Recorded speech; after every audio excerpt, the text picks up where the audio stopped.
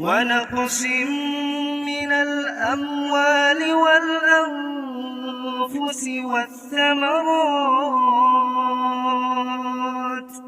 وبشر الصابرين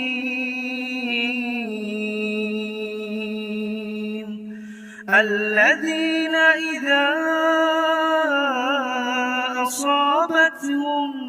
مصيبة قالوا إنا لله وإنا إليه راجعون أولئك عليهم صلوات من ربهم ورحمة